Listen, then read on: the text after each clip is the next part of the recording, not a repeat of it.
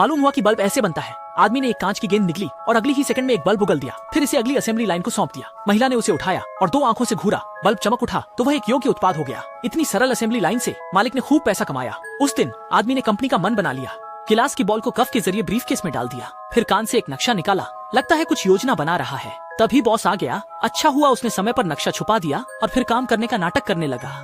बड़ी मुश्किल से काम खत्म करके आदमी फटाफट घर लौट आया और बिना इंतजार किए शीशे की गेंद को जार में डाल दिया। असल में उसने पहले ही कई कांच की गेंदें चुराई थीं, लेकिन फिर भी पकड़ा गया। बहुत फर्क है।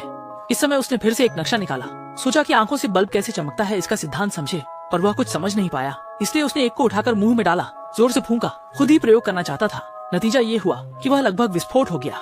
अगले दिन आदमी ने सीधे एक पाइप मशीन में डाल दी और ग्लास बॉल पाइप के माध्यम से ब्रीफकेस में चली गई।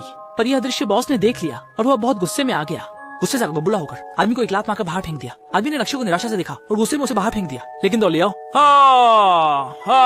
एक रात अचानक दरवाजा खटखटाने की आवाज आई तो वह उसकी महिला सहयोगी थी। दरअसल महिला ने उसकी नक्शा खोज लिया था और उसके लिए एक बड़ा जार भरकर कांच की गेंदें लाई थी। अब अंततः संख्या पूरी हो गई। आदमी ने उसे उठा लिया और पूरा पी लिया। फिर एक विशाल बल्ब बाहर निकाला और महिला की आंखें घूरते ही फिलामेंट चमक उठी। इस तरह एक बल्ब गर्म हवा का गुब्बारा रात के आसमान में उभरा। वास्तव में आदमी के पास हमेशा आकाश में उड़ने का सपना था।